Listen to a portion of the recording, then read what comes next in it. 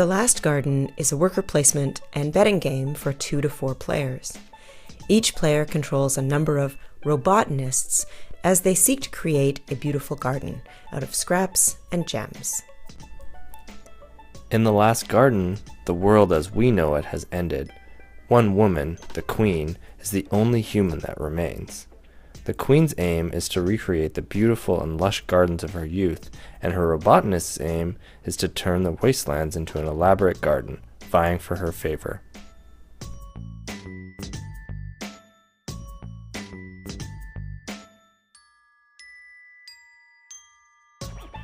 On every turn, a player plays a card that shifts the structures in the garden or manipulates gems, then places a Robotanist onto the board in order to stake claim over territory in a number of different places.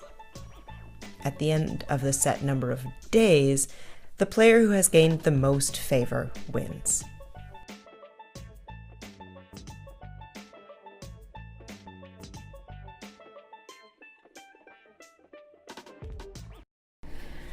Hello there, I'm Molly. And I'm Shawn. And we are Two of Hearts. So today we're really excited to be taking a look at The Last Garden by Matt Christensen and Chris Rollins. The Last Garden is a campaign on Kickstarter right now. It's going on for about the next 2 weeks, and we're really excited to get an early version of the game, to check out and do a review. So the theme of The Last Garden is a sort of post-apocalypse gardening, not a traditional garden, sort of... They're gems, mined gems instead of flowers. And the artwork's by Beth Sobel. It's a really beautiful design, as well as the graphic design that kind of complements that. I think the symbology, although we're testing a kind of early version of this, so a lot of the graphics aren't complete. The other thing to mention is that all of these components are the kind of playtesting components. So they're working on custom meeples that'll be little Robotanists, which is super awesome, as well as some custom dice that I believe just got funded as a stretch goal. So there are going to be some really nice pieces in the box. I think the design works. It's got great components, and they're even going to be neater. The one thing that happens sometimes with the cards is that there are pictures of dice on opposite corners. So if for some reason... the spin card. The spin card is the one that gets you, and then sometimes if you have it in your hand upside down, you think you have a 6, but what you really have is a 5, because the 5 shows a 4 and a 6. So that's the one thing that I'm like, ugh, just remember to do that, and it's fine, and it's probably won't throw your game off. It's just a tiny graphic detail that's a bit confusing, but I think the designers and everyone who's done the graphics has really thought about how to make it look to match the theme really well, so that's good. A couple of the stretch goals for the Kickstarter are hack packs. You could really see how easy it would be to do minor hacks on the game. So even when we've played, we've said it would be interesting if, for example, when you start the game, it starts with the dice set at one dice on 1 on 2, 1 on 3, but you could start the game where it's randomized to begin with, and that's a really easy thing to do. It's nice that the game allows that kind of flexibility.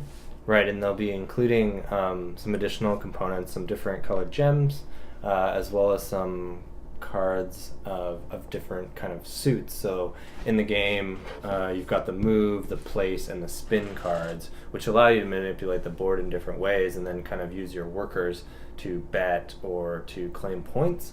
So the additional cards that are going to be provided will allow you to kind of create these wild card kind of rule sets so that you can play around with the really tight package of mechanics that they've managed to kind of pack in here. I think this kind of area control combined with worker placement is really strong. It's really tight. We've played several games, even of this early version, and we're really liking the way that the game is balanced. Yeah, there are not too many things to choose from, and I feel like the strengths of the game are that it's quite fast. I mean, there's some room for analysis paralysis, but I feel like your options are just limited enough that you aren't deliberating forever about what thing to do. So in terms of strategy of gameplay, I think one of the really interesting components is that you've got this kind of card mechanism where you're given a hand and you have to figure out how to manipulate things on the board, and that's one part of your kind of setting up the board turn, and then the other half of the turn is where you're going to place your meeple in terms of where you're going to go to try score points based on what you just did. So being able to get these kind of program boost tiles is a really important component of the strategy, we felt, because it's giving you kind of like extra bonus, like being able to place or move 2 gems instead of 1. So if you play your meeple here, you get to take one of these, and then at the end of the round, a la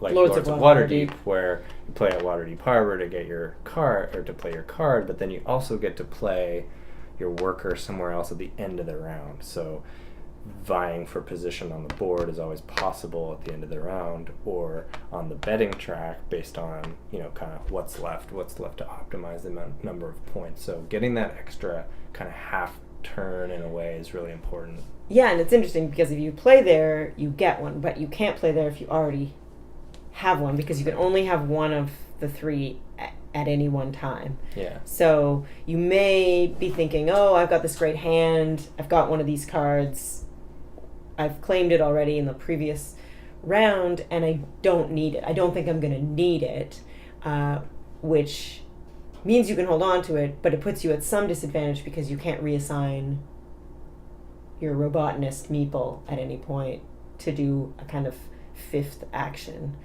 And you get all of your cards at the beginning of each round, so you know what you have to play with in that round, which means you're not wondering like a strategy of unknown cards or unknown things you will pull. And most of the uncertainty comes from how your opponent or the other people playing are going to affect the board and kind of screw you over. So in that way, it's really nice. It's tight. You are playing with a limited deck in a limited time, and the game moves quickly and but has enough diversity that you never feel really stuck. And I think one of the strengths is that as you're starting to spin the dice, you're going to be able to affect change in terms of where people have bet for points.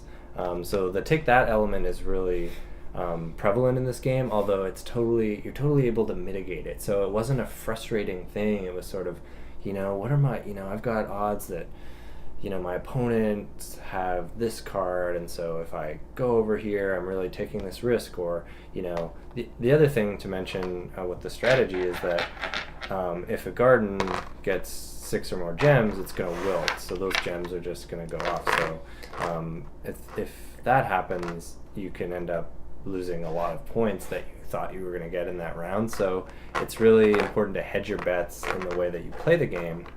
The other thing is that I think is brilliant about the mechanic is that the cards become wild once there are no dice that match the number, which really adds a lot to the level of strategy of shifting that board in order to give yourself that advantage. It's like, well, if I shift that 4 to a 5, there'll be no more 4s on the board, and I've got this other 4 card that I can use as a wild card. Yeah, there's a lot of, should I play my hand? Should I really show, my heart on my sleeve early on about what I've got and where I'm going on a strategy, or how much should I hold back and how much are they holding back?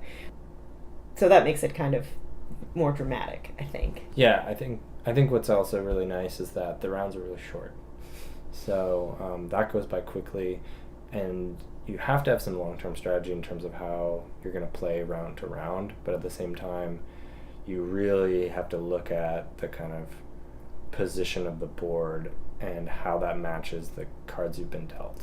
And you've always got some sort of option in terms of, nothing is truly a disadvantage. You can think, oh, well, if I can run this series, maybe that's the thing, there's this series of, you have to think about a series of potential plans based on those cards, and then which order you might play them, and then which order you may want to play them to be the most defensive, or the way you want to play them to be the most offensive, and then what your backup might be if if you're playing with 4 players, and there's a whole bunch of things that could happen between the times that you get to go, Right. and you've got to think definitely in a whole bunch of different ways. I liked it because it's fun. There's that dynamic between players. It's fast.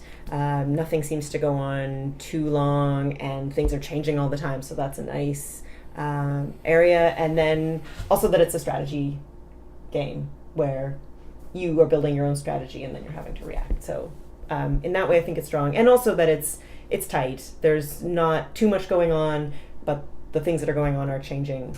I like that the components are not components I've played with 100 times before. And I like that there's a fluidity in the board. I think one of the things I like the most in games are ones where the board is not the same every single time you play. And I know there's lots of games out there now where every time you lay the board down, the tiles are different or there's some variability. So I really appreciate that in this game. Mm-hmm. That you're going to get a slightly different game every time. Yeah, we've had fun playing it, and I think if you're looking for a easy to learn, easy to teach, interactive 2 to 4 player game, this is a really really great introduction to a lot of these fun components with using cards and dice and worker placement, and pretty good all around. Not too heavy, just complex enough that it's developing strategy. So if you're getting new gamers to think about strategy and how player interaction works, I think it's a really good introductory game for that. Yeah, and if you're not familiar with 1000 XP, which is Matt and Chris's kind of endeavor, they're really focused on getting people engaged with games, but from a design perspective, and that's why this is a really interesting release. We're really interested in game design, and this is really exciting to see something where they're really adding that layer of design in with the hack packs, and they're really trying to push the idea of getting in here. They're building a really solid package that you can start to play around with, and they're giving you a really solid set of tools to do so. So I think it's going to be a lot of fun to kind of not only play with the game, but see how the game can be manipulated, and it's a kind of testament to those guys playing around and hacking with other games in the past. So it seems like and just being really into game design and getting everyone to think about game design as a fun activity. Yeah, it just really feels, if you haven't checked out 1000 XP, it's a really inclusive endeavor where it's easy to kind of fall in love with the way these guys are approaching game design, and it's certainly been inspiring to us as well. So check them out for sure. And if you haven't already checked out the game on Kickstarter, please do. We definitely recommend this. It's got some really great stretch goals that'll make the full package really exciting. So we're excited to see this one. So that's The Last Garden. Check it out, and thanks for watching.